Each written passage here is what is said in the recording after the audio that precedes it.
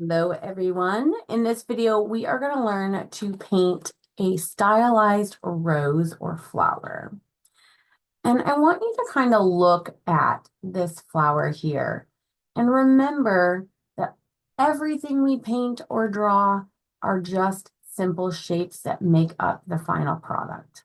So we have lots of little wonky shapes in our rose. An easier way to see that very clearly is to look at stamps. And you can see all these unique little shapes in our stamps. And when we're creating these, we can look at that to give us reference. So I want to start by creating one kind of like this. So you can choose any color you want. I'm going to leave that picture up as a guide. I'm going to do number 15, red violet. And so wherever on your paper, because we're just going to randomly practice these, I'm going to start with this front area here, where the hand is. So it's kind of like a rounded shape, and then it's just got this kind of wonky.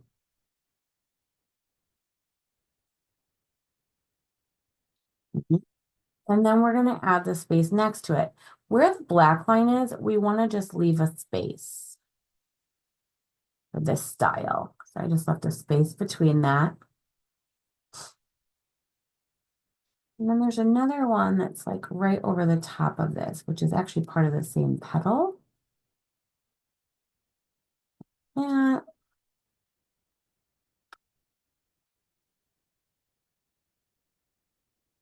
then we just keep following those shapes and adding them in.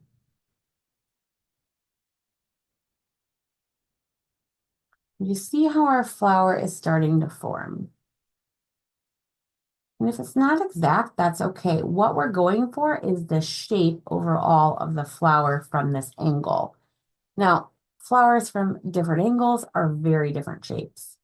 So you don't have to worry if you mess something up, it'll just look like it's from a slightly different perspective.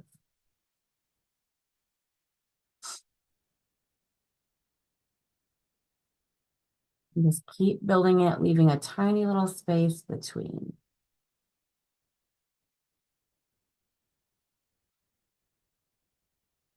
And sometimes you have to simplify it. So all those little ones at the top, I'm just going to combine into one. And see how that looks like a flower now. It's so cool that you can do that. So then you can take a second color, because flowers are never just one single color, and kind of drop it into the wet areas and darken some of it up or add a secondary color. This is where looking at pictures of real roses will kind of show you where the highlights and the shadows appear to create the flower you want. Come back. And if you look real close here, the lower parts of the flower are darker. There's some dark shadows underneath, but all the tiny little areas are lighter. So you want to keep those lighter. Again, it depends on where the light is coming from. Here we've got somewhere it's still light, it's at the very edge of each petal, but then it's darker around it. So I'm going to use this as a color inspiration now, and you can also use the flower as a base. I'm not going to try to match the petals, but I'm going to try to match the shape. What I mean by that is I'm not going to try to get the petals in exactly the same place necessarily. I'm going to try to get the flower shape overall the same, so it looks like it's from there. So there's a couple petals coming down. Again, just kind of wonky and loose, and if I don't fill it all the way in, that's okay too, because I'm going to add a secondary color eventually.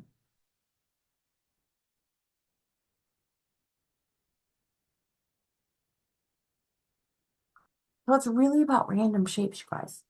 It's so much easier than you ever thought it was.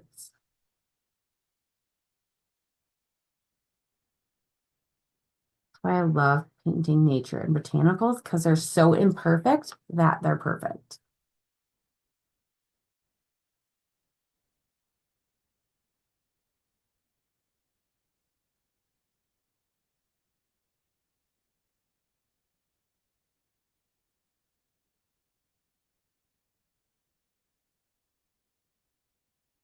Mhm. So again, it looks nothing like that flower, but it gives the overall shape and shows a blooming flower. Now I'm going to drop some yellow in to kind of pull from this color palette and hit some of the areas where I did not have white left, though I like to leave a little bit of white left to show as a highlight.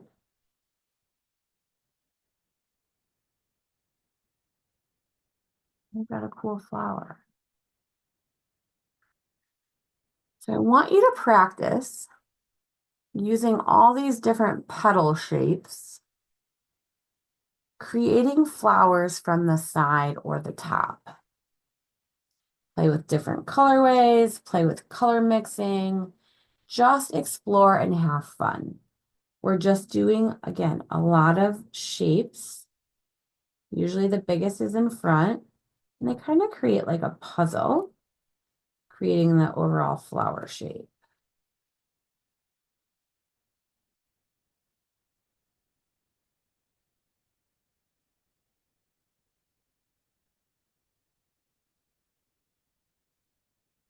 The thing is if you feel like you mess it up, you can just keep adding more petals and eventually it will look like a flower again, which is what I love. I can just grow and get bigger.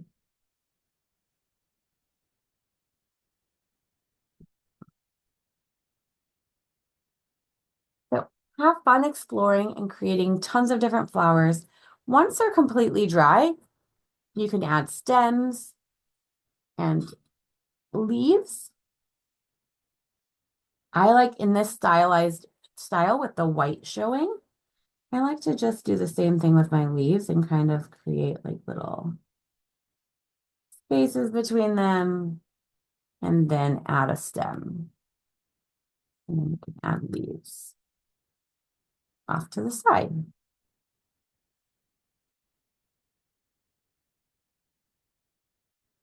I can't wait to see what you come up with and have fun with this.